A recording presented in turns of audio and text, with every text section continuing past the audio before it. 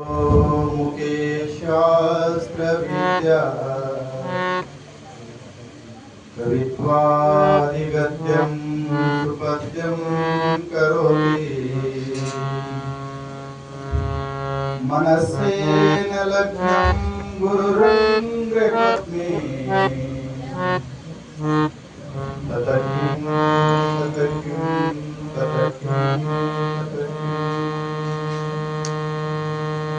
स्वदेशे सुमान्या विदेशे सुधन्या सदाचारवत्येषु मध्ये मग्गन्या मनस्सेन लग्नं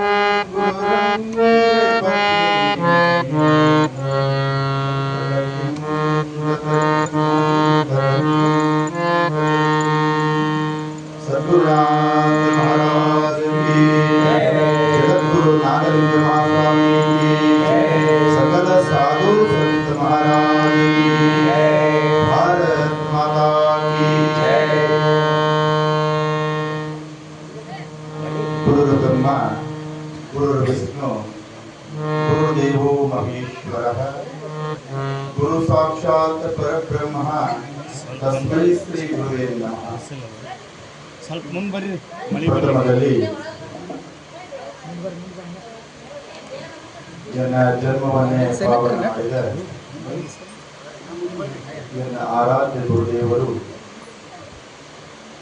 ಶಾಂತಿ ಪೂಜದ ಶಾಂತ ಶ್ರೀ ಶಾಂತಿ ಕಲ್ಪವತಾರಿ ಸಮರ್ಥ ಸದ್ಗುರು ಗಣಪತರಾವ್ ಮಹಾರಾಜರ ಪವಿತ್ರ ಚರಣಕ್ಕೆ ಭಕ್ತಿಯ ಪ್ರಣಾಮಗಳನ್ನು ಸಲ್ಲಿಸುತ್ತಾ ತತ್ಸ್ವರೂಪಿಗಳು ಈ ನಾಡನ್ನೇ ಪಾವನ ಮಾಡಿದಂಥ ಮಹಾವೈರಾಗ್ಯ ಮೂರ್ತಿ ತಪೋನಿಧಿ ನಮ್ಮೆಲ್ಲರ ಆರಾಧ್ಯ ಗುರುದೇವರು ಸಮರ್ಥ ಸದ್ಗುರು ರಂಗರಾವ್ ಮಹಾರಾಜರ ಪವಿತ್ರ ಚರಣಕ್ಕೆ ಭಕ್ತಿಯ ಪ್ರಣಾಮಗಳನ್ನು ಸಲ್ಲಿಸುತ್ತಾ ಜಗತ್ತಿನ ಉದ್ಧಾರಕ್ಕಾಗಿ ಅವತಾರವೆತ್ತಿದಂಥ ಸಕಲ ಗುರುಪರಂಪರೆಗೆ ಭಕ್ತಿಯ ಪ್ರಣಾಮಗಳನ್ನು ಸಲ್ಲಿಸುತ್ತಾ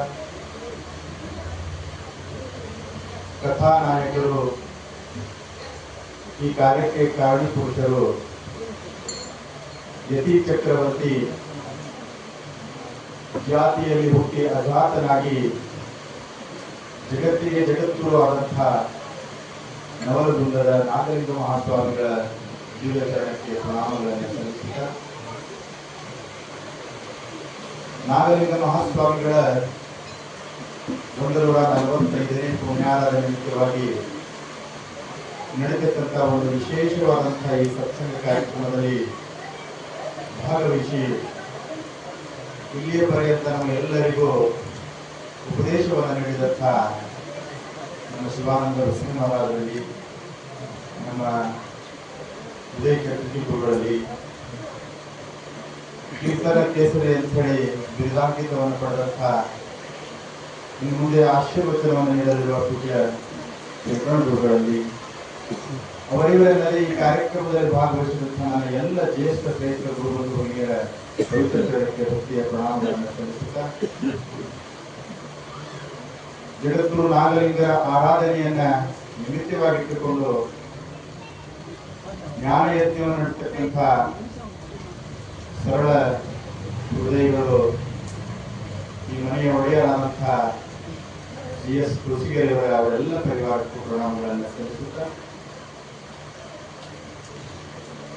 ಗೀತೆಯಲ್ಲಿ ಪರಮಾತ್ಮ 4ನೇ ಅಧ್ಯಾಯದ 7 ಮತ್ತು 8ನೇ ಶ್ಲೋಕದಲ್ಲಿ ಅರ್ಜುನನ ಕುರಿತು ಒಂದು ಮಾತನ್ನು ಹೇಳ್ತಾರೆ. ಯದಾ ಯದಾ ಹಿ ಧರ್ಮಶ್ಯ ಗ್ಲಾನಿರ್ಭವತಿ ಭಾರತಃ ಅಭ್ಯುತ್ಥಾನ ಅಧರ್ಮಶ್ಯ ತದಾತ್ಮಾನಂ ಸೃಜಾಮ್ಯಹಂ ಪರಿತ್ರಾಣಾಯ ಸಾಧೂನಾಂ ವಿನಾಶಾಯ ಚ ದುಷ್ಕೃತಾಂ ಧರ್ಮ ಸಂಸ್ಥಾಪನಾರ್ಥಾಯ ಸಂಭವಾಮಿ ಯುಗೇ ಯುಗೇ. ಹೇ ಅರ್ಜುನ, ನಾನು ಯಾವಾಗ ಧರ್ಮ ಗ್ಲಾನಿ ಆಗ್ತದೆ, ಅಧರ್ಮ ಹೆಚ್ಚಾಗ್ತದೆ, ಸಂತರ ರಕ್ಷಣೆಗಾಗಿ, ಸಜ್ಜನರ ರಕ್ಷಣೆಗಾಗಿ, ದುರ್ಜನರ ಸಂಹಾರಕ್ಕಾಗಿ, ಧರ್ಮದ ಸ್ಥಾಪನೆಗಾಗಿ ನಾನು ಯುಗ ಯುಗದಲ್ಲಿ ಅವತಾರವನ್ನು ತಾಳ್ತೀನಿ ಅಂತ ಹೇಳಿ ಪರಮಾತ್ಮ ಅರ್ಜುನನಿಗೆ ಮಾತನ್ನು ಕೊಟ್ಟಿದ್ದಾನೆ. ಅದೇ ಮಾತು ಕಲಿಯುಗದ 18ನೇ ಶತಮಾನದಲ್ಲಿ ಆ ಪರಮಾತ್ಮನ ಅವತಾರವೇ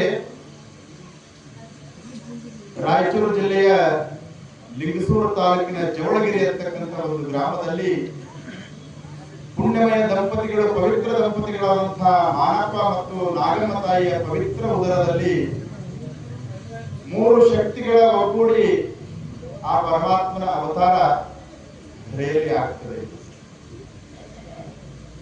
ಮಾನಪ್ಪ ಮತ್ತು ನಾಗಮ್ಮ ದಂಪತಿಗಳ ಆರಾಧ್ಯ ದೈವ ಬೊಮ್ಮೂರಿನ ಕರಸ್ಥಲ ನಾಗಲಿಂಗರು. ಅವರು 15ನೇ ಶತಮಾನದಲ್ಲಿ ಅವತಾರವನ್ನು ತಾಳಿ ಮೈಸೂರು ರಾಜರ ಆರಾಧ್ಯ ಗುರುದೇವರು ರಾಜಗುರುಗಳಾಗಿದ್ದರು. ಅವರ ಮನೆಯ ದೇವರು ನಾಗಲಿಂಗರು, ಕರಸ್ಥಲ ನಾಗಲಿಂಗರಾಗಿದ್ದರು. ಮೌನಪ್ಪ ಮತ್ತು ನಾಗಮ್ಮ ತಾಯಿಯ ಮನೆಗೆ ಒಂದು ಸಲ ಅವಧೂತರಾದಂತಹ ಚಿದಾನಂದ ಅವಧೂತರು ಬಂದಿದ್ರು. ನಿಮ್ಮ ಮನೆಯಲ್ಲಿ ಒಂದು ದೈವಾನುಸಂಭೂತ ಉಳ್ಳಂತಹ ಒಬ್ಬ ಮಗುವಿನ ಜನ್ಮ ಆಗ್ತದೆ.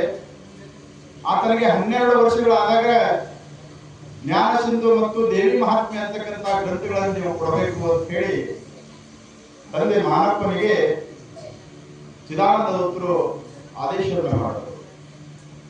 ಅದೇ ರೀತಿಯಾಗಿ ಉದಯಗುರುಗಳು ಹೇಳಿದ್ರಲ್ಲ, ಜಗನ್ಮಾತೆ ಕಾಳಿಕಾ ಮಾತೆ ಮಾನಪ್ಪ ಮತ್ತು ನಾಗಮ್ಮ ತಾಯಿಯ ಸ್ವಪ್ನದಲ್ಲಿ ಬಂದು ನಾನು ನಿನ್ನ ಉದರದಲ್ಲಿ ಅವತಾರವನ್ನು ತಾಳ್ತಿದ್ದೀನಿ ಅಂತಕ್ಕಂಥ ಒಂದು ದೃಷ್ಟಾಂತವನ್ನು ಆಗ್ತದೆ. ಕರಸ್ಥಲ ನಾಗಲಿಂಗರು, ಚಿದಾನಂದ ಅವಧೂತರು ಮತ್ತು ಸಾಕ್ಷಾತ್ ಜಗನ್ಮಾತೆಯ ಅವತಾರವೇ 1812ನೇ ಇಸ್ವಿ ಶ್ರಾವಣ ಮಾಸ ಪೂರ್ಣಿಮೆ ಎಂದು ಅವತಾರ ಆಗ್ತದೆ. ಅದುವೇ ಜಗದ್ಗುರು ನಾಗಲಿಂಗರು, ಇವತ್ತಿನ ಕಥಾ ನಾಯಕರು. ಮೌನಾಚಾರ್ಯರಿಗೆ ಮತ್ತು ನಾಗಮ್ಮ ತಾಯಿಗೆ ಮುಂಚೆ 3 ಮಕ್ಕಳಿದ್ರು. 4ನೇ ಮಗನಾಗಿ ನಾಗಲಿಂಗರು ತಮ್ಮ ಆರಾಧ್ಯ ದೈವವಾದಂತಹ ಬೊಮ್ಮೂರಿನ ಕರಸ್ಥಲ ನಾಗಲಿಂಗರ ಹೆಸರನ್ನೇ ಈ ನಾಗಲಿಂಗರಿಗೆ ಇಟ್ಟರು. ಕರಸ್ಥಲ ನಾಗಲಿಂಗರಂತಂದ್ರ ಕೈಯಲ್ಲಿ ಆತ್ಮಲಿಂಗವನ್ನ ಪ್ರಕಟ ಮಾಡುವಂತಹವರಿಗೆ ಕರಸ್ಥಲ ನಾಗಲಿಂಗ ಹೆಸರು ಬಂತು. ಕೈಯಲ್ಲಿ ಆತ್ಮಲಿಂಗವನ್ನು ತೋರಿಸಿದಂತಹವರು. ಒಟ್ಟು 4 ಜನ ನಾಗಲಿಂಗರಾಗಿ ಹೋಗಿದ್ದಾರೆ 15ನೇ ಶತಮಾನದಿಂದ ಇಲ್ಲಿವರೆಗೆ. 15ನೇ ಶತಮಾನದಲ್ಲಿ ಬೊಮ್ಮೂರು ನಾಗಲಿಂಗರು, ಅದಾದ ಬಳಿಕ 18ನೇ ಶತಮಾನದಲ್ಲಿ ಉಪ್ಪಾರ್ ಹೊಸಳ್ಳಿ ನಾಗಲಿಂಗರು ಆಗಿ ಹೋಗಿದ್ದಾರೆ. ಈ ನವಲಗುಂದ ನಾಗಲಿಂಗರಿಗೂ ಮತ್ತು ಹೊಸಳ್ಳಿ ನಾಗಲಿಂಗರು ಭೇಟಿ ಆಗ್ಯಾರ. ಆ ಸಂದರ್ಭದಲ್ಲಿ ಹೇಳೋಣ. ಆಮೇಲೆ ನವಲಗುಂದದ ನಾಗಲಿಂಗರು, ಆಮೇಲೆ ಅಯ್ಯಗುರು ನಾಗಲಿಂಗರು ಅಂತೇಳಿ ಅವರು ಆಗಿ ಹೋಗಿದ್ದಾರೆ. ಮೂಡಿಗೆರೆಯಲ್ಲಿ ಅವ್ರ ಸಮಾಧಿ ಇದೆ, ಮೂಡಿಗೆರೆಯಲ್ಲಿ. ಒಟ್ಟು ಆ ಯಾರು ಮೂಲ ನಾಗಲಿಂಗರಲ್ಲ ಅವೆಲ್ಲ ಅವತಾರಗಳೇ. ಮುಂದೆ ನಾಗಲಿಂಗ ಅಂತ ನಾಮಕರಣ ಅದು 4-5 ವರ್ಷಗಳಲ್ಲಿ ಅಕ್ಷರಾಭ್ಯಾಸವನ್ನು ಮಾಡಬೇಕು ಅಂತ ಹೇಳಿ ಗುರುಗಳ ಹತ್ರ ಹೋದ್ರೆ ಅವರಿಗೆ ಮಹಾಮಂತ್ರದ ಓಂ ಅಂತಕ್ಕಂಥ ಮಂತ್ರದ ಉಪದೇಶವನ್ನ ಮಾಡಿ ನನಗೆ ಈ ಶಾಲೆಯ ಅವಶ್ಯಕತೆ ಇಲ್ಲ ಅಂತ ಹೇಳಿ ಶಾಲೆಯನ್ನು ಬಿಟ್ಟರು. ಅವಾಗ ಆಳವಾಗಿ ವಿಚಾರ ಮಾಡ್ತಿದ್ರು ಅವರು. ನನ್ನ ಜನ್ಮ ಯಾಕಾಗ್ಯದ, ನನಗ ಭಗವಂತನಿಗೆ ಏನು ಸಂಬಂಧದ, ನಾನು ಹುಟ್ಟಿ ಮಾಡ್ತಕ್ಕಂಥ ಮುಖ್ಯವಾದ ಕಾರ್ಯ ಏನು, ಇವೆಲ್ಲ ವಿಚಾರ ಮಾಡ್ತಿದ್ರು. ಯಾರು ಒಂದು 7-8 ವರ್ಷದ ಯುವಕ, ಸಣ್ಣ ಬಾಲಕ. ನಮ್ಗೆ 4-20 ಅದ್ರ ಬಗ್ಗೆ ವಿಚಾರ ಇಲ್ಲ. ನಮ್ಮಿನ ವಿಚಾರ ಏನೋ, ನನ್ನ ರೊಕ್ಕ ಹೆಂಗ ಗಳಿಸಬೇಕು, ಯಾವ ಬ್ಯಾಂಕ್ನಾಗ ಇಡಬೇಕು, ಬಟ್ ಎಲ್ಲಿ ಹೆಚ್ಚು ಬರ್ತದ, ಇದೇ ವಿಚಾರ ನಮ್ಮ. ಆದ್ರೆ 8-10 ವರ್ಷದ ನಾಗಲಿಂಗರಿಗೆ ಈ ತರ ವಿಚಾರ ಮಾಡುತ್ತಿದ್ದಾರೆ. ಚಿದಾನಂದ ಅವಧೂತರು ಹೇಳಿದ ಹಾಗೆ 12 ವರ್ಷ ಆಯ್ತು ನಾಗಲಿಂಗನಿಗೆ ಯಾವ ಒಂದು ಅದ್ಭುತವಾದಂತಹ ಅದ್ವೈತ ತತ್ವವನ್ನ ಮತ್ತು ಪ್ರಪಂಚದ ಬಗ್ಗೆ ಅಸಹ್ಯ ಪಡ್ತಕ್ಕಂಥ, ವೈರಾಗ್ಯ ತಾಳ್ತಕ್ಕಂಥ ಒಂದು ಗ್ರಂಥ, ಜ್ಞಾನ ಸಿಂಧು ಗ್ರಂಥ ನಾಗಲಿಂಗರ ಕೈಗೆ ಸಿಗ್ತದೆ. ಮೊದಲೇ ವೈರಾಗ್ಯ ಇರ್ತಕ್ಕಂಥ ನಾಗಲಿಂಗನಿಗೆ ಜ್ಞಾನ ಸಿಂಧು ಗ್ರಂಥ ಓದೋದ್ರಿಂದ ಮತ್ತೊಂದಿಷ್ಟು ವೈರಾಗ್ಯ ಬಂತು. ಅವಾಗೆಲ್ಲ ಸಣ್ಣವರಿಗೆ ಅಂತಿದ್ರು, ಆ ಜ್ಞಾನ ಸಿಂಧು ಗ್ರಂಥ ಕೊಡ್ತಿದ್ದಿಲ್ಲ ಓದಕ್ಕೆ. ಎಲ್ಲಿ ಮಗ ಸನ್ಯಾಸಿ ಆಗ್ಯಾರ ಅಂತ ಹೇಳಿ ಕೊಡ್ತಿದ್ದಿಲ್ಲ. ಈಗ ಚಂಡ ಹಿಡಿದು ದಪ್ಪದ್ರು ಹೋಗ್ತಾ ಇದೆ. ಮೊದಲೇ ವೈರಾಗ್ಯ ತುಂಬಂತ ನಾಗಲಿಂಗರಿಗೆ ಮತ್ತಿಷ್ಟು ವೈರಾಗ್ಯ ಬರಿತು. ಸಾಕು ಈ ಪ್ರಪಂಚದ ನಾನು ಯಾರು, ನನ್ನ ಸ್ವರೂಪ ಏನೋ ತಿಳ್ಕೊಬೇಕಂತ ಹೇಳಿ ಗುರು ಬಹಳ ಅವಶ್ಯಕತೆ ಅದ. ಗುರು ಇಲ್ಲೇ ಮುಕ್ತಿ ಅಸಾಧ್ಯ ಅದ ಅಂತಕ್ಕಂತ ಪರಮ ಸತ್ಯವನ್ನ ತಿಳಿದುಕೊಂಡು ಗುರುವಿನ ಶೋಧಕ್ಕಾಗಿ, ಗುರುವಿನ ಹುಡುಕಾಟಕ್ಕಾಗಿ ಮನೆಯನ್ನ ತೊರೆದ್ಬಿಟ್ರು. ಒಂದು ಪ್ರಸಂಗ ಬೇಕಾಗಿತ್ತು ಅಷ್ಟೇ. ತಾಯಿ ಸ್ನಾನ ಮಾಡ್ಬೇಕಾತಂದ್ರ ಒಳಗ್ ಹೋಗಿಬಿಟ್ಟಿದ್ರು. ಗೊತ್ತಾಗಂಗಿಲ್ಲೇನೋ ನಾಗಲಿಂಗ, ತಾಯಿ ಸ್ನಾನ ಮಾಡ್ತಿರ್ಬೇಕಾದ್ರೆ ಬರಕ್ಕೆ ಗೊತ್ತಾಗಂಗಿಲ್ಲೇನೋ, ಹಾಳಾಗಿ ಹೋಗುವಂತ ಒಂದು ಮಾತು ಬೇಕಾಗಿತ್ತು. ಮನಿ ಬಿಡಲ, ಮನಿ ಬಿಡಲ. ಸಾಕು, ಇದೊಂದು ಕಾರಣ ಸಾಕು ನನಗೆ ತಾಯಿ ಜ್ಞಾನೋದಯ ಮಾಡಿಸದ್ದು ಅಂತೇಳಿ ಮನೆ ಬಿಟ್ಟು ಹೊಂಟು ಬಿಟ್ಟ ರಾತ್ರಾವತ್ರಿ ನಾಗಲಿಂಗ. ಯಾಕೆ? ಹಣ ಗಳಿಸ್ಲಿಕ್ಕಲ್ಲ, ಅಧಿಕಾರ ಗಳಿಸ್ಲಿಕ್ಕಲ್ಲ, ಹೊಲ ಹಿಡಿಲಿಕ್ಕಲ್ಲ, ಮರ ಹಿಡಿಲಿಕ್ಕಲ್ಲ, ಗುರು ಬೇಕು. ಯಾಕೆ? ಈ ಜನ್ಮ ಸಾರ್ಥಕತೆ ಮಾಡ್ಕೋಬೇಕು. ಗುರುವಿನ ಹುಡುಕಾಟ ಹುಡುಕಾಟ ಹುಡುಕಾಟ ಬಂದ್ರು. ಇದೇ ವಿಜಯಪುರ ತಾಲೂಕಿನ ಸಾರವಾಡ ಗ್ರಾಮಕ್ಕೆ ಹೋಗಿ ಅಲ್ಲಿ ಹಿರೇಮಠದ ಗುರುಗಳು ಶಿವಯ್ಯ ಸ್ವಾಮಿಗಳಂತಿದ್ರು. ಶಿವಯ್ಯ ಸ್ವಾಮಿ ಬಂದು ಪಾದಕ್ಕೆ ನಮಸ್ಕಾರ ಮಾಡಿ, ಗುರುಗಳ ನನಗೆ ಮುಕ್ತಿಯನ್ನು ಕರುಣಿಸ್ರಿ, ಮೋಕ್ಷವನ್ನ ಕೊಡ್ರಿ, ಬ್ರಹ್ಮಜ್ಞಾನ ಪ್ರಾಪ್ತ ಮಾಡಿದ್ರಿ. ಅವಾಗ ಶಿವಯ್ಯ ಸ್ವಾಮಿಗಳು ಹೇಳ್ತಾರ, ಆ ವಿದ್ಯೆ ನನ್ನ ಹತ್ರ ಇಲ್ಲಪ್ಪ. ನಿನಗೆ ನೀರಿನ ಮೇಲೆ ನಡೆಯುವುದನ್ನು ಕಲಿಸಬಹುದು, ನಾನು ಕಲ್ಲನ್ನು ಬಂಗಾರ ಮಾಡೋ ವಿದ್ಯೆ ಕಲಿಸ್ತೀನಿ, ಗಾಳಿನಾಗ ಬದುಕುವುದನ್ನು ಕಲಿಸ್ತೀನಿ, ಮತ್ತೊಬ್ಬರ ಮನಸ್ಸಿನಾಗ ಏನದ ಅದು ತಿಳ್ಕೊಳ್ಳೋ ಸಾಮರ್ಥ್ಯ ಕಲಿಸ್ತೀನಿ. ಆದ್ರೆ ಬ್ರಹ್ಮಜ್ಞಾನ ನನಗೆ ಬರೋದಿಲ್ಲ. ಗುರುಗಳೇ, ನನಗೆ ಯಾವುದೂ ಬೇಡ, ಕೇವಲ ಬ್ರಹ್ಮಜ್ಞಾನವನ್ನು ಬೇಕು. ನೋಡ್ರಿ, ಯಾವ ನಚಿಕೇತ ಯಮಧರ್ಮನಿಗೆ ಏನು ಕೇಳಿದ್ದಲ್ಲ ಅದನ್ನೇ ನಾಗಲಿಂಗರು ಶಿವಯ್ಯ ಸ್ವಾಮಿ ಕೇಳ್ತಾರೆ. ಇವು ಯಾವ ನನಗೆ ಬೇಡ, ಯಾವ ವಿದ್ಯೆಗಳು ನನಗೆ ಬೇಡ, ನನಗೆ ಬೇಕಾಗಿದ್ದು ಒಂದು ಬ್ರಹ್ಮ ವಿದ್ಯೆ, ಅದನ್ನೇ ಕೊಡಿ. ಅವಾಗ ಹೇಳಿದ್ರು, ಅದು ನನ್ನ ಹತ್ರ ಇಲ್ಲ, ಅದು ವಿದ್ಯೆ ಬೇಕಾಗಿತ್ತು. ಹೋಗೋ, ಸಿಂಧನೂರು ತಾಲೂಕಿನ ಒಂದು ತೆರೆಕೆಟ್ಟು ಗ್ರಾಮ ಅಂತ ಒಂದು ಗ್ರಾಮದ, ಅಲ್ಲಿ ನಿರುಪಾದಿಶ ಗುರುಗಳದಾರ. ಅವರು ನೀವು ಬೇಡದಂತ ವಿದ್ಯೆ ನಿನಗೆ ಪ್ರಾಪ್ತ ಮಾಡ್ತಾರ, ಹೋಗು, ತಡ ಮಾಡಬೇಡ, ಹೋಗು ಅಂತ ಹೇಳಿ ಶಿವಯ್ಯ ಸ್ವಾಮಿಗಳು ಹೇಳಿದ್ರೆ ಓಡ್ದ ಓಡ್ದ ಓಡ್ದ. ಎಲ್ಲಿ ಸಾರವಾಡ, ಎಲ್ಲಿ ತೆರೆಕಟ್ಟು ಗ್ರಾಮ, ಇಲ್ಲೇ ಬಾಜು 2 ಕಿಲೋಮೀಟರ್ ಮ್ಯಾಗ ಸತ್ಸಂಗ ಅದ್ರಿ. ಮಳೆ ಬರಕತ್ತದ, ಹಂಗ್ಯಾಂಗ ಹೋಗುದು? ಓಡ್ದ ಓಡ್ದ, ಗುರುವಿನ ಹುಡುಕಾಟಕ್ಕಾಗಿ ಓಡ್ದ, ಹೋದ, ತೆರೆಕಟ್ಟು ಗ್ರಾಮಕ್ಕೆ ಹೋದ, ನಿರುಪಾದಿಶ ಮಠಕ್ಕೆ ಹೋದ. ಅಲ್ಲಿ ಗುರುಗಳು ಇರಲಿಲ್ಲ. ಗುರುಗಳ ಭಿಕ್ಷೆಗಾಗಿ ಹೊರಗೆ ಹೋಗಿದ್ರು. ಗುರುಗಳು ಬರುವ ದಾರಿಯಲ್ಲಿ ತನ್ನನ್ನ ತಾನು ಗಂಟ ಮಠ ಹೂದ್ಕೊಂಡು ಬಿಟ್ಟಿದ್ದ. ಕುದುರೆ ಮ್ಯಾಗ ಬರ್ತಿದ್ರು ನಿರುಪಾದಿಶರು. ನೋಡ್ತಾರ, ಯಾವುದೋ ಒಂದು ಹುಡುಗ ತನ್ನನ್ನ ತಾನು ಹುಡ್ಕೊಂಡು ಬಿಟ್ಟಾನೆ. ಯಾರು? ಹಿಂಗ್ಯಾಕೆ ಮಾಡಿದಿ, ಹಿಂಗ್ಯಾಕೆ ಹುಡ್ಕೊಂಡಿದಿ ಭೂಮಿಯಾಗ ಅಂತ ಕೇಳಿದ್ರೆ, ಯಪ್ಪ ಪ್ರಪಂಚ ಅಂತಕ್ಕಂಥ ಹುದದೊಳಗ ನಾನು ಹುಡ್ಕೊಂಡು ಬಿಟ್ಟಿದ್ದೀನಿ, ಸಿಗಿಬಿದ್ದು ಬಿಟ್ಟಿದ್ದೀನಿ, ನನ್ನನ್ನ ಇದರಿಂದ ಪಾರ್ ಮಾಡಬೇಕು ಗುರುದೇವ ಅಂತ ಹೇಳಿ ಪರಿಪರಿಯಿಂದ ಬೇಡ್ಕೊತಾನೆ. ಎಲ್ಲರೂ ಪ್ರಪಂಚ ಸತ್ಯದ ಅಂತಕ್ಕಂಥ ಭಾವದಿಂದ ಇದರಲ್ಲೇ ಬಿತ್ತು ಒದ್ದಾಡ್ತಿರ್ಬೇಕಾದ್ರೆ ಪ್ರಪಂಚ ಮಿಥ್ಯದ, ಇದು ದುಃಖದ ಅಂತಕ್ಕಂಥ ಭಾವನೆಗೆ ಬಂದದಲ್ಲ, ಇದ ಸಾಮಾನ್ಯ ಅಲ್ಲ, ಮಹಾ ವೈರಾಗ್ಯ ಮೂರ್ತಿ ಆಗ್ತಾನ ಅಂತ ಕೈ ಹಿಡಿದು ಎತ್ತಿ ಅವನು ಕರೆದುಕೊಂಡು ಹೋದ್ರು. ಮಠಕ್ಕೆ ಕರೆದುಕೊಂಡು ಹೋದ್ರು. ಅನೇಕ ವಿದ್ಯೆಯನ್ನು ಕೊಟ್ಟರು, ಪರೀಕ್ಷೆ ಮಾಡಿದ್ರು. ಗುರುಗಳು ಅವಾಗೆಲ್ಲ ವಿಶೇಷವಾಗಿ ನಾಗಲಿಂಗರು ಎಲ್ಲ ಮುಂಚೆ ಗುರುಗಳು ಬಹಳ ಪರೀಕ್ಷೆ ಮಾಡ್ತಿದ್ರು. ನಮ್ಮ ಗಣಪತರಾವ್ ಮಹಾರಾಜರು, ನಮ್ಮ ರಂಗರಾವ್ ಮಹಾರಾಜರು ನಮಗೆ ಪರೀಕ್ಷೆ ಮಾಡಿಲ್ಲ. ಒಂದು ವೇಳೆ ಪರೀಕ್ಷೆ ಮಾಡಿ ಉಪದೇಶ ಕೊಟ್ರೆ ವಾಪಸ್ ಸಿಗ್ತಿದ್ರು. ಸ್ವಾಮ ಅವರು ದಯಾಸಾಗರರು, ಬಹಳ ಕರುಣಾಮೂರ್ತಿಗಳು. ಸೋಮ ಪರೀಕ್ಷೆ ಮಾಡಿದ್ರೆ ಎಲ್ಲ ಫೇಲ್ ಆಗ್ತಾವ ಅಂತ ಹೇಳಿ ಗದಕರದ ಉಪದೇಶ ಕೊಟ್ಟಿದ್ದಾರೆ. ಆದ್ರೆ ನಾಗಲಿಂಗರ ಪರೀಕ್ಷೆ ಬಹಳ ಅದ್ಭುತವಾದದ್ದು. ಅವತ್ತು ಹೋಳಿ ಕಾಮದಹನ ಇತ್ತು. ನಡಿ ನಾಗಲಿಂಗ ಕಾಮದಹನದ ಹೋಗೋಣ ಅಂತ ಹೇಳಿ ನಾಗಲಿಂಗ ಕರೆದುಕೊಂಡ್ರು. ಕೈಯಾಗ ಒಂದು ಕಾಯಿ ತಗೊಂಡು ಹೋದ್ರು. ಕಾಮದಹನ ಉಳಿತಿತ್ತು, ಕೈಯೊಳಗೆ ಕಾಯಿ ಹೋದ್ರು. ನಾಗಲಿಂಗ ಕೈ ತಪ್ಪಿ ಕಾಯಿ ಬೆಂಕಿಯೊಳಗೆ ಇರ್ತದ, ಅದು ಕಾಯಿ ಸುಡಬಾರ್ದು ನಾಗಲಿಂಗ, ಕಾಯಿಯನ್ನು ತಗೊಳ್ಳುವ ಅಂತ ಹೇಳಿ ಗುರುಗಳ ಆದೇಶ ಮಾಡಲ್ಲ, ಆಯ್ತು ಗುರುದೇವ ಅಂತ ಹೇಳಿ ಜೈ ನಿರ್ಪಾದೀಶ ಜೈ ಜಗನ್ಮಾತೆ ಅಂತ ಹೇಳಿ ಬೆಂಕಿ ಒಳಗೆ ಜಿಗಿದೆ ಬಿಟ್ಟು ಗುರುವಿನ ಸ್ಮರಣೆ ಮಾಡ್ತಾ ಬೆಂಕಿ ಒಳಗೆ ಜಿಗಿದ್ರೆ ಬೆಂಕಿ ಅವರನ್ನು ಏನು ಮಾಡಲಿಲ್ಲ. ಯಾಕ? ನಾನು ಬ್ರಹ್ಮ ಸ್ವರೂಪ ಅಂತಕ್ಕಂಥದ್ದು ನಿಶ್ಚಯ ಆಗಿತ್ತು. ನಯನಂ ಚಂದ ಶಸ್ತ್ರಾಣಿ ನಯನಂ ದಹತಿ ಪಾವಕ ನ ಛೇದ ಕ್ಲೇದ ಅಂತ ಪುನಃ ಶೋಷತಿ ಮಾರುತ. ಆತ್ಮನನ್ನ ಬೆಂಕಿ ಸುಡೋದಿಲ್ಲ, ಶಸ್ತ್ರ ತುಂಡರಿಸೋದಿಲ್ಲ. ಗುರುಗಳ ಕೃಪೆಯಿಂದ ನಾಗಲಿಂಗ ಕಾಯಿಯನ್ನು ತಗೊಂಡು ಬಂದ, ಪರೀಕ್ಷೆಯಲ್ಲಿ ಪಾಸ್ ಆಗಿದ್ದ.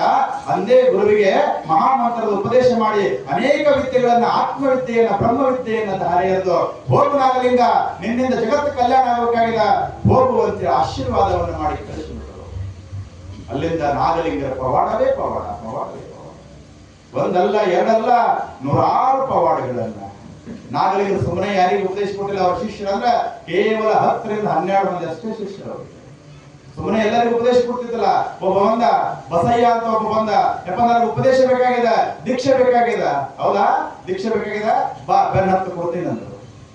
ನಾಗಲಿಂಗರು ಸಾಮಾನ್ಯರಲ್ಲಿ ಇದೇನು ಫೋಟೋದಲ್ಲಿ ಇದೆ, ನಾಗಲಿಂಗರ ಫೋಟೋ ಅಲ್ಲ ಅದು. ನಾನು ಮುಷ್ಟಿಗಿರಿಗೆ ಹೋಗಿದ್ದೆ. ಮುಷ್ಟಿಗಿರಿ ಕಾಳಪ್ಪ ಅಂತ ನಾಗಲಿಂಗರ ಪರಮ ಶಿಷ್ಯ ಆತ. ಅವ್ರ ಮನೆಯಲ್ಲಿ ಹೋಗಿದ್ದೆ. ಅವ್ರ ಮನೆಯಲ್ಲಿ ಒಂದು ಫೋಟೋದ, ಇದುವೇ ನಾಗಲಿಂಗರ ಫೋಟೋ ಅಂದ್ರೆ ಅವರು ತೆಳ್ಳಗೆ ಶರೀರ, ಉದ್ದ ದಾಡಿ, ಜಟ, ಬಹಳ ಬಡಕ ಶರೀರ ಅವರು. ಇದು ಯಾವುದೋ ಒಬ್ಬರ ಕನಸುಗಳಿಗೆ ಬಂದು ಈ ತರ ದರ್ಶನ ಕೊಟ್ಟಿದ್ದ ಫೋಟೋ ಇದು. ನಾಗಲಿಂಗರು ಓಡಕ್ ಚಾಲು ಮಾಡಿದ್ರು. ಎಲ್ಲಿತನ ಓಡಿದ್ರು ಅಂತ ಕೇಳ ನವಲಗುಂದದಿಂದ ಬದಾಮಿ ಬನಶಂಕರವರೆಗೆ ಓಡ್ಕೊತ ಬಂದರು. ಇವನು ಬಿಟ್ಟಿಲ್ಲ ಗುರುಗಳ ಉಪದೇಶ. ಇವನು ಬೆನ್ನತ್ತದ. ನೀವೇನ್ ನೋಡ್ತಿರಲ್ಲ, ಬದಾಮಿ ಒಳಗೆ ಪುಷ್ಕರಣೆ ಅದಲ್ಲ, ಆ ಪುಷ್ಕರಣ ಒಳಗೆ ಜಿಗಿದು ಬಿಟ್ಟರು. ಏ ಜಿಗಿ, ನಿನಗೆ ಉಪದೇಶ ಕೊಡ್ತೀನಿ, ಯಪ್ಪ ನಾನು ಈಸು ಬರಂಗಿಲ್ಲ ಅಂತ. ಅಲಾ ಜೀವಗಳ, ಇಂಥ ಜೀವ ಭಾವ ಇಟ್ಟುಕೊಂಡು ಉಪದೇಶ ಕೇಳ್ತೀಯ? ಏನು ನಾಗಲಿಂಗರು ಮುಳುಗಿದ್ರು ಹಳ್ಳಿ ತಾಸು 2 ತಾಸು ಬರಕ್ತಾ ಇರಲಿಲ್ಲ. ಇನ್ನೇನು ಗುರು ಬರಂಗಿಲ್ಲ ಅಂತ ಹೇಳಿ ಹೊಳ್ಳಿ ಮಠಕ್ಕೆ ಹೋದ್ರ ಹೊಡೆದಾಗ ಬಂದು ಕೂತಿದ್ರು. ಅಲ್ಲೋ ಜಿಗಿದಿದ್ದೆ ಅಂತಂದ್ರೆ ನಾನು ಕಾಪಾಡ್ತೀನಿ, ನನ್ನ ಮ್ಯಾಗ ವಿಶ್ವಾಸ ಇಲ್ಲ, ನನಗೆ ಉಪದೇಶ ಬೇಕಾ ಮಗನೇ ಅಂತ ನಡೆ ಅಂತ ಬೈತು. ಅಷ್ಟು ಪರೀಕ್ಷೆ ಮಾಡಿ ಕೂತಿದ್ರು ಉಪದೇಶ. ಅವರ ಪರೀಕ್ಷೆಯಲ್ಲಿ ಪಾಸ್ ಆದಂತವ್ರು ಸಮಗಾರ ಭೀಮವ್ವ, ಮುಷ್ಟಿಗೇರಿ ಕಾಳಪ್ಪ, ಇನ್ನು ಕೆಲವು ಜನ ಅವರ ಕರುಣೆಗೆ ಪಾತ್ರರಾದಂತೆ. ಜಗತ್ತಿನ ಕಲ್ಯಾಣಕ್ಕಾಗಿ ಗ್ರಾಮವನ್ನು ಸಂಚಾರ ಮಾಡ್ತಾ ಇದೇ ವಿಜಯಪುರ ಗ್ರಾಮಕ್ಕೂ ಬರ್ತಾರೆ ಅವರು. ಇಲ್ಲಿ ಯಾವುದು ಗೋಲ್ಡ್ ಹುಟ್ಟದಲ್ಲ, ಅಲ್ಲಿ ಒಬ್ಬ ಚೆನ್ನಯ್ಯ ಅಂತಕ್ಕಂಥ ಒಬ್ಬವ ಡೋಲ್ ಬಾರಿಸ್ತಿದ್ದ. ನಾಗಲಿಂಗರು ಬಂದ್ರು, ನೀ ಬಾರಿಸು ನಾ ಕುಡಿತೀನಿ ಅಂದ್ರು. ಏನು ರೊಕ್ಕ ಬರ್ತಾವಲ್ಲ ಅರ್ಧ ಅಂದ್ರು. ನಾಗಲಿಂಗರ ಚರಿತ್ರೆ ಅದ್ಭುತವಾದ. ಬಾರಿಸಿದ್ರು, ಕುಡಿದ್ರು, ಒಂದಿಷ್ಟು ರೊಕ್ಕ ಬಂದು, ಇಲ್ಲಿ ಬೇಡ ಬಜಾರ್ದಾಗ ಹೋಗುದು. ಈಗೇನು ಸರ ಬಜಾರ್ ಅದಲ್ಲ, ಆ ಸರ ಬಜಾರ್ದಾಗ ವಸತಿ ಅದು ಗೊತ್ತಾ, ಯಾವ ವಸತಿ ಇರ್ತಾರೆ. ಅವತ್ತು ಶುಕ್ರವಾರ ಇತ್ತು. ಮುಸಲ್ಮಾನ ಬಾಂಧವರು ನಮಾಜ್ ಮಾಡ್ತಿದ್ರು. ಇವ ಚೆನ್ನಯ್ಯ ಡೋಳ ಬಡಿತಿದ್ದ, ನಾಗಲಿಂಗರು ಕುಡಿತಿದ್ರು. ಸಾಕಷ್ಟು ದುಡ್ಡು ಬಂತು. ಆ ಮುಸಲ್ಮಾನ ಬಾಂಧವರು ಬಂದು ಇಬ್ಬರಿಗೆ ಹೊಡಿದ್ರು. ಡೋಲ ಹರಿದ್ರು. ಅವಾಗ ನಾಗಲಿಂಗರಂದ್ರು, ನನಗೆ ಪಗಾರ ಸಿಕ್ಕದ, ಇದಕ್ಕೆಲ್ಲ ಪಗಾರ ತಗೊಂಡು ಡೋಳ ತಗೊಂಡು ನೀವು ಹೋಗ್ಬಿಡು, ಯಪ್ಪ ನಿನಗೆಲ್ಲ ಬಹಳ ಗಾಯ ಆಗ್ಯದ, ನನ್ನ ಬಗ್ಗೆ ವಿಚಾರ ಮಾಡೋಣ ಅಂತ ಹೇಳಿ ಒಬ್ಬ ಭಕ್ತ ಬಂದು ಕರ್ಕೊಂಡು ಹೋದ. ಯಾರ್ಯಾರು ನಾಗಲಿಂಗರು ಹೊಡೆದ ರಕ್ತ ತರಿಸಿದ್ರಲ್ಲ ಅವರೆಲ್ಲರೂ 2 ದಿವಸದಾಗ ರಕ್ತ ಕಾಕೊಂಡು ಸತ್ತು ಹೋಗ್ಬಿಟ್ರು. ಅನೇಕ ಪವಾಡವನ್ನ ಮಾಡ್ತಾ ಒಬ್ಬರಿಗೆ ಕುಷ್ಠ ರೋಗ ಆಗಿತ್ತು. ಜಾಯಪ್ಪ ಅಂತಕ್ಕಂಥ ಅವನ ಹೆಸರು. ಎಲ್ಲ ಬಂಧು ಬಾಂಧವರೆಲ್ಲ ಹೊರಗೆ ಹಾಕಿ ಬಿಟ್ಟಿದ್ರು ಅವ್ರಿಗೆ. ಅವಾಗ ನಾಗಲಿಂಗರು ಹೋಗಿ ನೋಡ್ತಾರ, ಅವನ ಪರಿಸ್ಥಿತಿ ನೋಡ್ತಾರ. ಅವನ ಮೈ ಎಲ್ಲ ನಾಲಿಗೆ ನೆಕ್ಕಿ ಅವನಿಗೆ ಒಂದು ಅರಬಿ ಸುತ್ತಿ 2 ದಿವಸ ಹೇಳ್ತಾರೆ, ಇವನಿಗೆ ಯಾರಿಗೆ ಮುಟ್ಟಬೇಡ್ರಿ ಇವ್ನ ಅಂತ ಹೇಳಿ. 3ನೇ ದಿವಸ ಬಂದು ನೋಡ್ತಾರ, ನಾಗಲಿಂಗರ ಆಶೀರ್ವಾದ, ನಾಗಲಿಂಗರ ನೆಕ್ಕಿದ ಪರಿಣಾಮ ಅವನ ಕುಷ್ಠರೆಲ್ಲ ಹೋಗಿಬಿಡ್ತಿತ್ತು. ಬಂದು ಬಾಂಧವರು ಬಂದುಂಟು ಹೋಗುವರಲ್ಲದೆ ಬಂಧನ ಬಿಡಿಸುವರೆ. ಎಲ್ಲ ಗುರುಗಳು, ಈಗಿನ ಗುರುಗಳು ಸುಖದ ಸಂದರ್ಭದಾಗ ಮನೆಗೆ ಬರೋರು, ಕಷ್ಟದಾಗ ಯಾರು ಬರಂಗಿಲ್ಲ. ಬುದ್ಧನ ಕಾಲದೊಳಗೆ ಉಪಗುಪ್ತಾಗ್ತಿದ್ದ. ಭಿಕ್ಷೆ ಬೆಡ್ತಾ ಒಬ್ಬರ ಮನೆ ಮುಂದೆ ಹೋದ. ಆ ಮನೆ ಒಬ್ಬ ಸುಂದರ ರೂಪವತಿ ವೇಷದಿತ್ತು. ಅವಾಗ ಹೇಳಿದ್ಲು, ಯಾಕೆ ಮನೆ ತಿರುಗಾಡ್ತಿ, ನೀನು ನನ್ನವನಾಗೋ, ನಾನು ನಿನ್ನವಳು, ನನ್ನ ಸಂಪತ್ತೆಲ್ಲ ನಿಂದು. ಉಪಗುಪ್ತ ಅಂದ, ಬರ್ತೀನಿ ಅಂತ ಹೇಳಿ ಹೋಗ್ಬಿಟ್ಟ. ಸುಮಾರು ವರ್ಷಗಳ ಗತಿಸೋದು. ಅವಳಿಗೆ ಮಹಾ ರೋಗ ಆಯಿತು. ಊರ್ ಜನ ಎಲ್ಲ ಅವಳ ಸಂಪತ್ತನ್ನು ಕಸಿಕೊಂಡು ಅರಣ್ಯದ ಒಳಗೆ ಹೊಂದು ಬಿಟ್ರು. ಆಹಾರ ನೀರಿಲ್ಲದೆ ಸಾಯುವಂತ ಸ್ಥಿತಿ ಒಳಗೆ ಬಿದ್ದಿದ್ದು. ಬಂದ ಉಪಗುಪ್ತ ಬಂದ. ಒಂದಷ್ಟು ತುತ್ತ, ಒಂದಷ್ಟು ಎರಡು ತುತ್ತ ಅನ್ನ ಕೊಟ್ಟ, ಒಂದಷ್ಟು ಒಂದ್ ಎರಡು ಗುಟಕ್ಕೆ ನೀರು ಕುಡಿಸ್ದ. ಹಿಂಗ ನೋಡಿದ್ಲು. ಅವಾಗ ನೀ ಆ ಉಪಗುಪ್ತ ಹೌದು ಇಲ್ಲ? ಹೌದು, ನಾನೇ ಅವನು. ಈಗ ಯಾಕೆ ಬಂದಿ? ನನ್ನ ಹತ್ರ ಏನು ಕೊಡ್ಲಕ್ಕೇನಿಲ್ಲ, ರೂಪವಿಲ್ಲ, ಸೌಂದರ್ಯ ಇಲ್ಲ, ಸಂಪತ್ತಿಲ್ಲ. ಅವಾಗ ಉಪಗುಪ್ತ ಹೇಳ್ತಾನ, ಎಲ್ಲ ಇದ್ದಕ್ರ ಬರುವ ಗುರು ಅಲ್ಲ, ಏನೂ ಇಲ್ಲಾರ್ದಕ್ಕ ಕೈ ಹಿಡಿದು ಎತ್ತಲಕ್ ಬರ್ತಲ್ಲ, ಅವನೇ ಗುರು ಅಂತಕ್ಕಂಥ. ಅವನೇ ಗುರು. ಕೈಯ ನೋಡಿ ಭವಿಷ್ಯ ಹೇಳುವ ಗುರು ಆಗುದಿಲ್ಲ, ಕೈ ಹಿಡಿದ ಸನ್ಮಾರ್ಗದಲ್ಲಿ ನಡೆಸಿಕೊಳ್ಳುವ ಗುರು ಆಗ್ತಾನೆ. ಹಂಗ ನಾಗಲಿಂಗದ ಕಷ್ಟದ ಕಾಲದಾಗ ಬಂದು ಅವನ ರೋಗವೆಲ್ಲವನ್ನ ಗುಣಪಡಿಸಿ ಅವನ ನಿರೋಗಿಯನ್ನಾಗಿ ಮಾಡಿದ್ದ. ಬಹಳ ಸಂತೋಷ ಆಯ್ತು. ಯಪ್ಪ, ನಾನು ನಿನ್ನ ಆಶೀರ್ವಾದದಿಂದ ಬದುಕಿದ್ದೀನಿ, ನೀನ್ ನಡ್ಕೋತ ಅಡ್ಡಾಡಬೇಡ ಅಂತೇಳಿ ಒಂದು ಮಂಚ ಮಾಡಿಕೊಟ್ಟ. ಏನಂದ್ರೆ ಪಲ್ಲಂಗ ಅಂತಾರಲ್ಲ, ಒಂದು ಚಲೋದು ಮಸ್ತ್ ಮಾಡಿಕೊಟ್ಟ. 4 ಮಂದಿ ಬೋವಿಗಳಿಗೆ ಅದನ್ನು ಹೊಲಕ್ಕೆ ವ್ಯವಸ್ಥೆ ಮಾಡ್ದ. ಹೊರಟಿತು ಮೆರವಣಿಗೆ. ಎಲ್ಲಿಂದ? ಬಿಜಾಪುರದಿಂದ ಬಾಗಲಕೋಟೆ ಕಡೆ ಹೊರಟಿತು. ಅರ್ಧ ದಾರಿ ಆಗಿತ್ತು. ನಾಗಲಿಂಗ ತೆಳ ಇಳಿದು, ನೀವೊಬ್ಬ ಕೂಡಂತ ಮ್ಯಾಗ ಕೂತು ತಾವು ಹೊತ್ತು ಪಲ್ಲಕ್ಕಿ ತಾವು ಹೊತ್ತು. ಅವಾಗ ಮುಂದೆ ಹೋಗ್ತಾ ಇಳಿಸ್ರಪ್ಪ. ಇಳಿಸಿದ್ರು. ನಿಮ್ ಹೆಗಲು ಬ್ಯಾನ್ ಆಗಿರ್ಬೇಕಲ್ಲ ಅಂದ್ರು. ಯಪ್ಪ ಇಲ್ಲಪ್ಪ, ಯಾಕೆ ನನಗೆ ಗೊತ್ತದ, ನಾನು ಹೋಗ್ತೀನಿ, ನನ್ನ ಹೆಗಲು ಬ್ಯಾನ್ ಆಗ್ಯದ. ಇಷ್ಟಕ್ಕೆಲ್ಲ ನಿಮ್ಮ ನೋವಕ್ಕೆ ಕಾರಣ ಈ ಪಲ್ಲಂಗದ, ಈ ಮಂಚದ, ಈ ಪಲ್ಲಕ್ಕಿಯದ ತಮ್ಮ ದಿವ್ಯ ದೃಷ್ಟಿಯಿಂದ ಸುಟ್ಟು ಬಿಟ್ಟರು. ನೋಡೋದು ಸುಟ್ಟು ಹೊಟ್ಟು.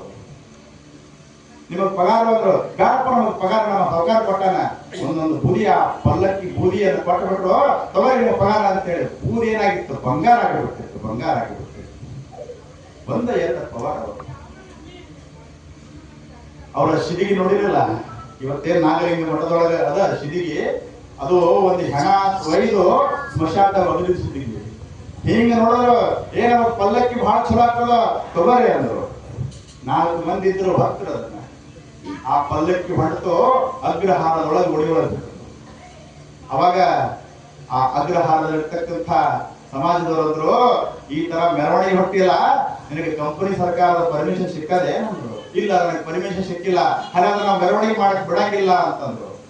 ಆ ಪಲ್ಲಕ್ಕಿಯನ್ನು ಅಲ್ಲೇ ಇಟ್ಟು ನಾ ಪರ್ಮಿಷನ್ ತಗೊಂಡು ಬಂದೆ ಮೆರವಣಿಗೆ ಮಾಡ್ತೀನಿ ಅಂದ್ರು.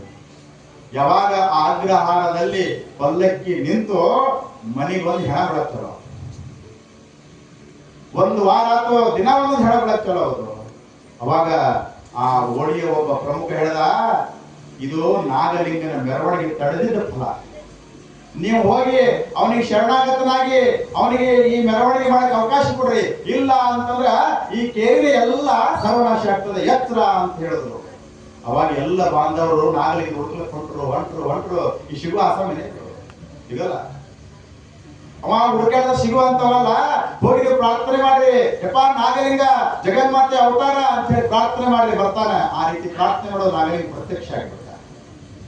ಯಪ್ಪ ನಿನ್ನ ಕೈ ಮುಗಿತೀವಿ, ನಿನ್ನ ಪಲ್ಲಕ್ಕಿ ಉತ್ಸವ ಸಾಗ್ಲಿ. ನಾಗಲಿಂಗ ಅಂದ್ರು, ನನಗಿನ್ನ ಕಂಪನಿ ಸರ್ಕಾರದ ಪರ್ಮಿಷನ್ ಬಂದಿಲ್ಲ. ಯಪ್ಪ ಪರ್ಮಿಷನ್ ನಾವು ಕೊಡಿಸ್ತೇವೆ, ನಿನ್ನ ಪಲ್ಲಕ್ಕಿ ನಿನ್ನ ಮೆರವಣಿಗೆ ಸಾಗ್ಲಿ ಅಂತಂದ್ರೆ ಅವರೇ ಭಕ್ತರು ನಾಗಲಿಂಗ ಕೂರಿಸಿ ಮೆರವಣಿಗೆ ಮಾಡಿದ್ರು. ಅವಾಗ ಅವ್ರಿಗೆ ಬಂದಂತ ಕಟ್ಟಕ್ಕೆ ದೂರ ಆಗಿದೆ. ಅದ್ಭುತವಾದಂತಹ ಪವಾಡಗಳನ್ನು ಮಾಡ್ತಾ ಅವರು ಈಗ ಇದ್ದಿದ್ದು ನವಲಗುಂದ ನಾಗಲಿಂಗರ ಮಠ ಆದದು ಮೌನೇಶ್ವರ ಮಠ ಮೊದಲೇ ಮೂಲದಲ್ಲಿ ಇದ್ದಿತ್ತು. ಆ ಮೌನೇಶ್ವರ ಮಠದೊಳಗೆ ಹೋಗಿ ಇರ್ತಿದ್ರು. ಒಂದು ದಿವಸ ಕಾಯಿಲೆ ಬಂದು ಜ್ವರದಿಂದ ಬಳಲ್ತಿದ್ರು. ಎಲ್ಲರೂ ಬಂದು ಮನುಷ್ಯರು ನಮಸ್ಕಾರ ಮಾಡಿ ಹೋಗ್ತಿದ್ರು. ಆ ಸಮಗಾರ ಭೀಮವ್ವ ಬಂದು ಯಾರೋ ಒಬ್ಬ ಮಹಾತ್ಮ ರೋಗದಿಂದ ಬಳಲಕತ್ತಾನ ಅಂತ ಹೇಳಿ ಹೋಗಿ ಕೇಳಿದ್ರು, ಯಪ್ಪ ನಾನು ಸಮಗಾರಕ್ಕಿದ್ದೀನಿ, ನಾನು ಏನಾರ ಕೊಟ್ಟರೆ ತಗೋತೇನೋ, ಯಾವಾಗ ತಗೊಂಡಬಾ ಅಂತ ಹೇಳಿ ಗಂಜಿ ಕೊಟ್ಟು ಆರೈಕೆ ಮಾಡಿ ಜ್ವರದಿಂದ ಬಳತಕ್ಕಂಥ ನಾಗಲಿಂಗ ಗುಣಪಡಿಸಿದ್ದು. ಇಷ್ಟು ಆತ್ಮೀಯತೆ ಬೆಳೆದು ಸಮಗಾರ ಭೀಮವರಿಗೆ ಅವರಿಗೆ ತಾಯಿ ಹಾಗೆ ಅವರನ್ನು ನೋಡ್ತಾ ಇದ್ದಾರೆ. ಜನ ಮಾತಾಡ್ತಾ ಇದ್ರು, ಜನ ಇರುವುದು ಮಾತಾಡಕ್ಕೆ ಇವರು. ಆದ್ರೆ ಅವರ ಅತ್ಯಂತ ಏಕನಿಷ್ಠ ಶಿಷ್ಯರು ಅಂತಂದ್ರೆ ಸಮಗಾರ ಭೀಮವ್ವ. ಹಾಗೆ ಪವಾಡ ಮಾಡ್ತಾ ಹಳೆ ಹುಬ್ಬಳ್ಳಿಯಲ್ಲಿ ರಾಮಣ್ಣ ಮತ್ತು ಲಕ್ಷ್ಮಣ ಅಂತ ಹೇಳಿ ಇದ್ರು. ಅವರು ಈ ನೇಕಾರ ಸೀರೆಯನ್ನು ನೈದು ಮಾರಾಟ ಮಾಡ್ತಾರೆ. ಅಷ್ಟಕ್ಕಷ್ಟೇ ಬಡತನ ಪರಿಸ್ಥಿತಿ, ದಿನ ಒಂದು ಸೀರೆ ನೈಯೋದು ಮಾರೋದು ನಡೆದಿತ್ತು. ಅವಾಗ ಹುಬ್ಬಳ್ಳಿಯಲ್ಲಿ ಸಿದ್ಧಾರೂಢರ ಪ್ರಖ್ಯಾತಿ ಬಹಳ ಇತ್ತು. ಯಾರೋ ಒಬ್ರು ಹೇಳಿದ್ರಂತ, ಇಲ್ಲ ಒಬ್ಬ ಗುರುಗಳನ್ನ ಕರೆಸಿ ಮನೆಯೊಳಗೆ ಪಾದ ಪೂಜೆ ಮಾಡಿದ್ರೆ ಮನೆಯಾಗಿರ್ತಕ್ಕಂಥ ದೋಷಗಳ ನಿವಾರಣೆ ಆಗ್ತಾವ, ಅದಕ್ಕೆ ಸಿದ್ಧಾರೂಢ ಮಹಾತ್ಮರನ್ನ ಕರೆಸಿ ಪಾದ ಪೂಜೆ ಮಾಡ್ರಿ ಅಂತ. ಪಾದ ಪೂಜೆ ವ್ಯವಸ್ಥೆ ಅಥವಾ ಅಷ್ಟೇ ಒಂದು 4-5 ಮಂದಿಗೆ ಪ್ರಸಾದ ಕರೆಸಬೇಕು ಅಂತ ಅವ್ರ ವಿಚಾರ. ಅವಾಗ ತಮ್ಮ ಲಕ್ಷ್ಮಣ ಹೋದ, ನಾಗಲಿಂಗದ ಮಠಕ್ಕೆ ಹೋದ. ಅಲ್ಲಿ ಇಲ್ಲ, ಸಿದ್ಧಾರೂಢ ಮಠಕ್ಕೆ ಹೋದ. ಸಿದ್ಧಾರೂಢ ಕೂತಿದ್ರು, ಅದರ ಬಾಜು ಜಗನ್ಮಾತೆ ಅವತಾರ ಪಲ್ಲಕ್ಕಿ ತಗೊಂಡು ಕೂತಿದ್ರು ನಾಗಲಿಂಗ. ವಿಚಾರ ಮಾಡದ ಲಕ್ಷ್ಮಣ, ಸಿದ್ಧಾರೂಢರು ಬಂದ್ರೆ ಪ್ರಸಾದ ಮಾಡಲ್ಲ ಅಷ್ಟು ವ್ಯವಸ್ಥೆ ಆಗ್ತದ, ನಾಗಲಿಂಗರ ಕರೆದ್ನಿ ಅಂದ್ರೆ ಅವ್ರ ಜೊತೆ 4-5 ಮಂದಿ ಅದಾರ, ಅವ್ರು ಬಂದ್ರೆ ಅದ್ರ ಪ್ರಸಾದ ವ್ಯವಸ್ಥೆ ಹೆಂಗ್ ಮಾಡೋದು, ಮಾಡಿಸಿದ್ದೆ 4-5 ಮಂದಿ ಪ್ರಸಾದ ಹೆಂಗ್ ಮಾಡೋದು ಅಂತ ಹೇಳಿ ಅವ್ರಿಗೆ ಕರೀಲಿಲ್ಲ. ನಾಗಲಿಂಗರು ತ್ರಿಕಾಲ ಜ್ಞಾನಿಗಳು ಲಕ್ಷ್ಮಣನ ಮನಸ್ಥಿತಿ ಅರ್ಥ ಮಾಡ್ಕೊಂಡ್ರು. ಸಿದ್ಧಾರೂಢ ನಾವು ಹೋಗ್ತೀನಪ್ಪ ಅಂತ ಹೇಳಿ ತಮ್ಮ ಪಲ್ಲಕ್ಕಿ ತಗೊಂಡು ಹೋದ್ರು. ಬಹಳ ಚಲೋ ಆಯ್ತದ ಲಕ್ಷ್ಮಣ. ಅವಾಗಪ್ಪ ದೈಪಾಲಸರಿ ನೀವು ಪಾದ ಪೂಜೆ ಆಗ್ತದಂತ ಸಿದ್ಧಾರೂಢರನ್ನು ಕರೆದುಕೊಂಡು, ಇನ್ನು ಪಾದ ಪೂಜೆ ನಡಿಬೇಕು. ಅಟ್ರಾಗ ಎಲ್ಲಿತ್ತು ದೈವ ಬಂದು ಬಂತು. ಯಾರು ಬಂದು ನಾಗಲಿಂಗ ಬಂದು ಸುಮ್ಕೊಂಡ್ರಲ್ಲ ಅಸಾಮಿ, ಬರ್ರಿ ಬರ್ರಿ. ಅವರೊಂದಿಷ್ಟು ವ್ಯಾಪಾರಕ್ಕಂತ ಸೀರೆ ನಿಂತಿತ್ತು. ಬರ್ರಿ ಸಿದ್ಧಾರೂಢ ಪಾದ ಪೂಜೆ ನಡೆದ. ಆ ಖುಷಿ ಒಳಗೆ ಲಕ್ಷ್ಮಣ ರಾಮ ಸೀರೆ ದಾನ ಮಾಡಕತ್ತಾರ, ಬರ್ರಿ ಅಂತ ಗಟ್ಟು ನೋಡಿ ಎಲ್ಲಾ ಬಡ ಬಡ ಬಡ ದಾನ ಮಾಡಿ. ಏನ್ ಮಾಡೋದು, ವ್ಯಾಪಾರ ನೋಡ್ತಲ್ಲ. ಇನ್ನ ಪಾಪ ಇನ್ನ ಕರೆದಿದ್ರೆ ಏನಾಗ್ತಿತ್ತೋ ಗೊತ್ತಿಲ್ಲ. ಕರಿಲಾದ ಸಿಟ್ಟಿಗೆ ನಾಗಲಿಂಗ ನಮ್ಮ ಸೀರೆ ಎಲ್ಲ ದಾನ ಮಾಡಿಬಿಟ್ಟಾನ. ಏನ್ ಮಾಡೋದು ಯಪ್ಪ, ಏನ್ ಮಾಡೋದು ಸಿದ್ಧಾರೂಢರಿಗೆ. ಅದು ದೇವಿ ಅವತಾರದ ಅವ್ರ ಮಹಾತ್ಮೆ ಯಾರಿಗೆ ಗೊತ್ತಾಗಂಗಿಲ್ಲ. ಅವ್ರನ್ನ ಕರೀರಿ ಒಳಗ ಹೋಗಿ ಸಾಷ್ಟಾಂಗ ನಮಸ್ಕಾರ ಹಾಕಿದ ಲಕ್ಷ್ಮಣ ರಾಮ. ಯಪ್ಪ ಬಾಯಪ್ಪ ಪಾದ ಪೂಜೆ. ಪಾದ ಪೂಜೆ ಮಾಡ್ತಿ? ನಡಿ. ಪಾದ ಪೂಜೆ ಆಯ್ತು. ಪಾದ ಪೂಜೆ ಆದ ಬಳಿಕ ಪ್ರಸಾದ ಮಾಡ್ಬೇಕು. 4 ಮಂದಿ ಪ್ರಸಾದ ಅದ, 8-10 ಮಂದಿ ಬಂದಾರ. ಅವಾಗ ಸಿದ್ಧಾರೂಢರು ಹೇಳದಂತ, ಇಲ್ಲ ನಾಗಲಿಂಗ ಪಾದ ಹಾಕ್ಯಾರಂದ್ರ ನಿನ್ನ ಮನೆ ಮನಸ್ಸೊಳಗ ಅಲ್ಲಿ ಅನ್ನಪೂರ್ಣ ಅಕ್ಷಯ ಆಗ್ಯಾಳ, ಹೋಗು ನೋಡು. 4 ಮಂದಿ ಅಲ್ಲ 40 ಮಂದಿಗೆ ಪ್ರಸಾದ ಆಗ್ತದ ಅಂತ ಮಾಡಿದ್ರ ಅಷ್ಟು ಜನ ಪ್ರಸಾದ ಮಾಡಿ ದಿನ ಹೊಡೆದಿತ್ತು.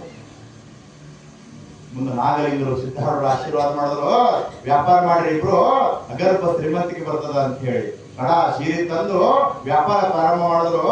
ಇವತ್ತಿಗೆ ಕೂಡ ಅವ್ರ ಮನಿ ಹೆಂಗದ ಅಂತ ಕೇಳಿದ್ರೆ ಹಳಿ ಹುಬ್ಬಳ್ಳಿಯಲ್ಲಿ ಅವ್ರ ಶ್ರೀಮಂತರೇ ಯಾರು ಮಾಡ್ತಾ ಮಾಡ್ತಾ ನವಳ ಮುಂದಕ್ಕೆ ಬಂದಿರುತ್ತೆ. ಒಬ್ಬರ ಮನೆಗೆ ಹೋದ್ರು, ಭಯಂಕರ ಬಡತನ ಪರಿಸ್ಥಿತಿ. ತಿಲ್ಲಕ್ಕೆ ಒಂದಿಷ್ಟು ಹುಡುಗಡ್ಡಿ ಕೊಟ್ಟು ಅಂದ್ರು, ಏನೇನ್ ಹಾಕಿ ಹೊಲ್ದಾಗ ಏನ್ ಹಾಕ್ಲಿಪ್ಪ, ಏನೂ ಇಲ್ಲ, ಮಳಿ ಇಲ್ಲ, ಬೆಳಿ ಇಲ್ಲ, ಏನೂ ಬಡಿತಾ ಇಲ್ಲ.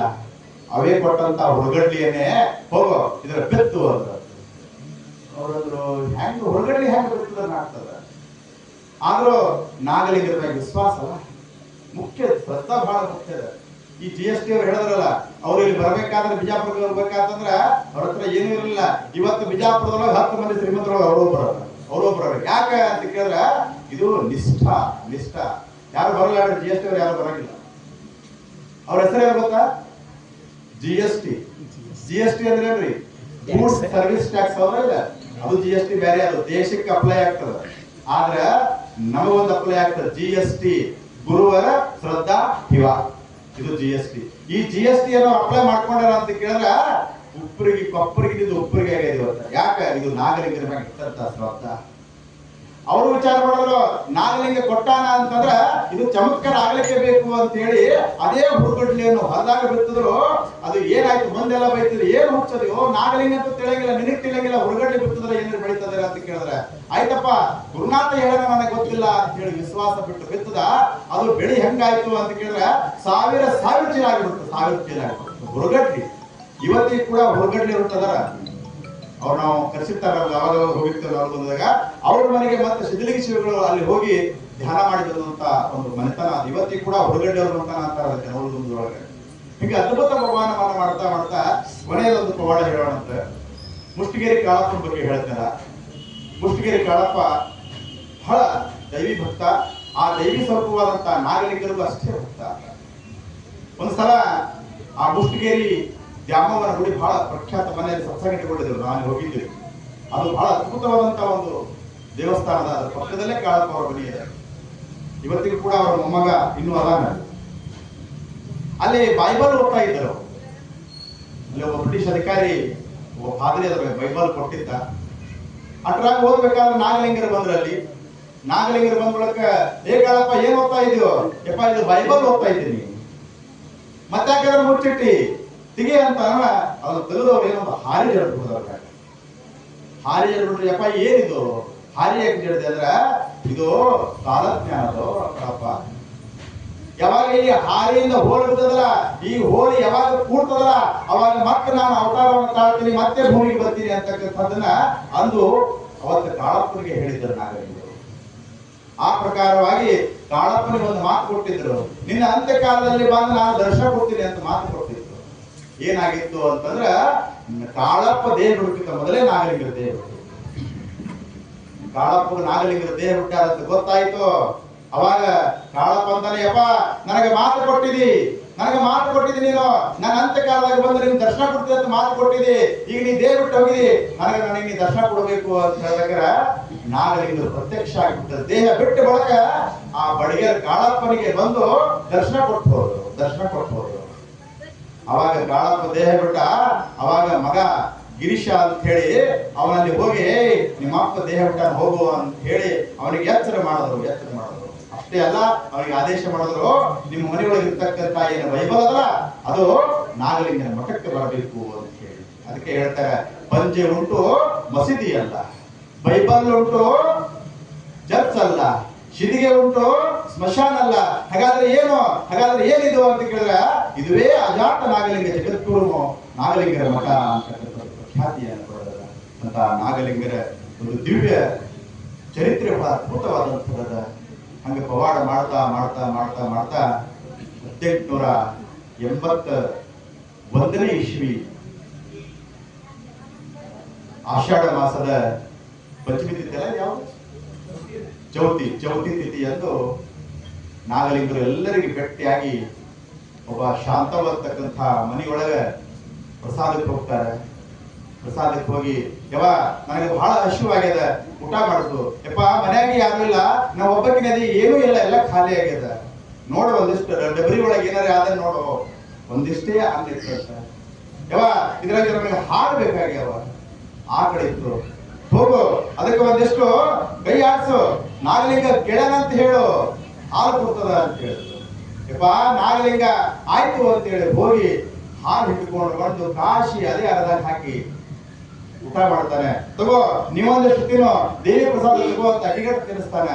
ತಿನ್ನಿಸಿ ಹೇಳ್ತಾನ, ನಂದು ಕೊನೆ ಊಟ ಮಾಡಿಸಿದೆ ಅಂತ ಹೇಳಿ ನಾಗಲಿಂಗರು ಹೋಗಿ ಮಠದೊಳಗೆ ಕೂತು ಧ್ಯಾನ ಮಾಡ್ತಾರೆ. ಬೆಳಗಿನ ಜಾವ ನಾವು ಬಂದಂತಹ ಕಾರ್ಯವನ್ನು ಮುಗಿಸಿ ಕೇವಲ ಅವರು ಬದುಕಿದ್ದು 69 ವರ್ಷ ಬದುಕಿದ್ರು ಕೂಡ ಅವರ ಸಾಧನೆ ಬಹಳ ದೊಡ್ಡದು. ಇವತ್ತು ನೀವೆಲ್ಲ ಮೊನ್ನೆ ನೋಡಿದ್ರಿ, ಯಾವುದೋ ಒಂದು ಊರ 33 ದಿವಸ ಉಪವಾಸ ಕೊಟ್ಟಿದ್ರಲ್ಲ, ಗದಗ ಹತ್ರ ಯಾವ ಊರದು? ಅಂತೂರು ಬೆಂತೂರು. ಆ ಅಂತೂರು ಬೆಂತೂರದ ಮಠ ಯಾವುದು ಅಂತ ಕೇಳಿದ್ರೆ ಅದು ಬೂದಿ ಸ್ವಾಮಿಗಳ ಮಠ. ಹೊಸಳ್ಳಿ ಬೂದಿ ಸ್ವಾಮಿಗಳು ಅವರು ಬದುಕಿದ್ದು 770 ವರ್ಷಗಳ ಕಾಲ ಅವರು ಬದುಕಿದ್ರು. ಆ ಮಠದ ಪೀಠಾಧಿಪತಿಗಳಿದ್ದವರು ಏನು ರೇವಣಸಿದ್ದರೆ ಹೆಂಗೇನೋ ಹೆಸರ. ಅವರು ಯಾವ ಬಲದಿಂದ ತಪಸ್ಸು ಶಕ್ತಿ ನಡೆದ ಅಂತ ಕೇಳಿದ್ರೆ ಅದು ನಾಗಲಿಂಗರ ತಪಸ್ಸು ಶಕ್ತಿನಾಗ. ಅವರು 770 ವರ್ಷ ಬದುಕಿದ್ದ ಬೂದಿ ಸ್ವಾಮಿಗಳು ನಾಗಲಿಂಗರ ಪಾದದ ಮೇಲೆ ದೇಹ ಬಿಟ್ಟಂತವ್ರು ಅಂತ ಒಂದು ಪವಾಡ ಪುರುಷರು. ಮತ್ತೆ ಇವತ್ತೇ ನಾವು ನಡೆದಾಡೋ ದೇವರು ಸಿದ್ದೇಶ್ವರ ಸ್ವಾಮಿಗಳು ಅಂತೀವಲ್ಲ, ಸಿದ್ದೇಶ್ವರ ಸ್ವಾಮಿಗಳ ಆಶೀರ್ವಾದ ಇಟ್ಟು ಜಗತ್ ಪ್ರಖ್ಯಾತಿ ಪಡಿಬೇಕಪ್ಪ ಅಂತಂದ್ರ ಅದು ನಾಗಲಿಂಗರ ಆಶೀರ್ವಾದ ಅಂತಾನೆ ಹೇಳ್ಬೋದು.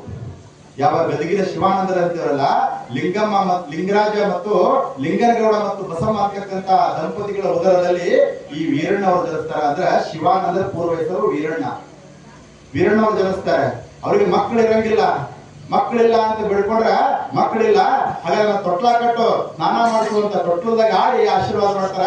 ಈ ಮನೆಯಲ್ಲಿ ಒಬ್ಬ ಮಹಾತ್ಮ ಮೂಡ್ತಾನ, ಜಗತ್ ಕಲ್ಯಾಣ ಮಾಡ್ತಾನ ಅಂತ ಹೇಳಿ ಅವರ ಆಶೀರ್ವಾದ ಹೊಡೆದಂತವರು ಶಿವಾನಂದರು. ಮುಂದೆ ಅವರ ಶಿಷ್ಯರು ಮಲ್ಲಿಕಾರ್ಜುನ ಸ್ವಾಮಿಗಳು, ಅವರ ಶಿಷ್ಯರು ನಡೆದಾಡ ದೇವರು ಸಿದ್ದೇಶ್ವರ ಸ್ವಾಮಿಗಳು. ಅವರ ಜಗತ್ ವಿಖ್ಯಾತಿ ಆಗ್ಯಾರ ಅಂತಂದ್ರ ಅದರಿಂದ ದಿವ್ಯ ಆಶೀರ್ವಾದ ಯಾರ್ದು ಅಂತ ಕೇಳಿದ್ರ ಅದು ಜಗದ್ಗುರು ನಾಗಲಿಂಗರ ಆಶೀರ್ವಾದ ಅಂತಕ್ಕಂಥದ್ದನ್ನ ನಾವು ಬಹಳ ಸ್ಪಷ್ಟವಾಗಿ ತಿಳ್ಕೋಬೇಕು. ಅಂತ ಅಧ್ಯಾತ್ಮದ ಬ್ರಹ್ಮ ಜ್ಯೋತಿಯಾದಂತಹ ನಾಗಲಿಂಗರು ಜಗತ್ತನ್ನ ಬೆಳಗಿ ಆ ಪರಮಾತ್ಮನ ದಿವ್ಯ ಚೇತನದಲ್ಲಿ ಬೆರೆತು ಒಂದಾಗಿ ಬಿಟ್ಟರು. ಅದು ಇವತ್ತಿನ ತಿಥಿ ಎಂದು ಅಂತವರ ಚರಿತ್ರೆಯನ್ನ ಕೇಳಿ ಯಾಕೆ ಚರಿತ್ರೆ ಕೇಳಬೇಕಾಗಿದೆ? ಚರಿತ್ರೆ ಕೇಳೋದು ಏನಾಗ್ತದೆ ಅಂತ ಕೇಳಿದ್ರೆ ನಮ್ಮ ಚಾರಿತ್ರ್ಯ ಸುತ್ತಾಗ್ತದೆ. ಚರಿತ್ರೆ ಯಾಕೆ ಕೇಳಬೇಕು? ನಮ್ಮ ಚಾರಿತ್ರ್ಯ ಸುತ್ತಾಡಬೇಕು. ನಮ್ಮ ಚಾರಿತ್ರೆಗಳು ಲೆಕ್ಕ ತಪ್ಪಿಕೊಂಡು ಬಿಟ್ಟಿದ್ದಾವ. ಮಹಾತ್ಮರ ಚರಿತ್ರೆ ನಮ್ಮ ಚರಿತ್ರೆಯನ್ನು ಸುದ್ದಿ ಮಾಡಿಕೊಂಡು ಒಂದಿಷ್ಟು ಸನ್ಮಾರ್ಗದಲ್ಲಿ ಹಿಡಿದು ಸದ್ಗತಿಯನ್ನು ಪಡೆಯಬೇಕಾಗಿದೆ. ಅದಕ್ಕಾಗಿ ನಾವೆಲ್ಲ ಚರಿತ್ರೆಯನ್ನು ಕೇಳಬೇಕಾಗಿದೆ. ಅದ್ಭುತ ಚರಿತ್ರೆಯನ್ನ ನಾವೆಲ್ಲ ಇಲ್ಲಿವರೆಗೆ ಕೇಳಿದ್ವಿ. ಸುಮಾರು 2-3 ಸಲ ಒಂದು ತಿಂಗಳವರೆಗೆ ಈ ಚರಿತ್ರೆಯನ್ನ ನಾವು ಹೇಳಿದ್ದಾಗಿದೆ. ಒಂದು ಚರಿತ್ರೆ ಒಂದು ದಿವಸ ಹೇಳುವಂತದ್ದಲ್ಲ, ಆದ್ರೂ ಕೂಡ ಸಂಕ್ಷಿಪ್ತವಾಗಿ ಅವರ ಚರಿತ್ರೆಯನ್ನು ಹೇಳುವಂತ ಪ್ರಯತ್ನ ಮಾಡಿದ್ವಿ. ನಾವೆಲ್ಲರೂ ಇಲ್ಲಿವರೆಗೆ ಶಾಂತ ರೀತಿಯಿಂದ ಕೂತು ಕೇಳಿದ್ದಕ್ಕಾಗಿ ನಮ್ಮೆಲ್ಲರಿಗೂ ಮತ್ತೊಂದು ಸುತ್ತ ನಮ್ಮೆರಡು ವಿಚಾರಗಳನ್ನ ಸದ್ಗುರು ಪಾದಕ್ಕೆ ಅರ್ಪಿಸಿ ನಮ್ಮ ಮಾತಿಗೆ ವಿರಾಮ ಕೊಡ್ತೇವೆ. ರಾಘವಾದಿರಾಜ ಸದ್ಗುರುನಾಥ ಮಹಾರಾಜ ಕಿ ಜೈ, ಜಗದ್ಗುರು ನಾಗಲಿಂಗ ಸ್ವಾಮಿ ಮಹಾರಾಜ ಕಿ ಜೈ, ಸಕಲ ಸಾಧು ಸಂತ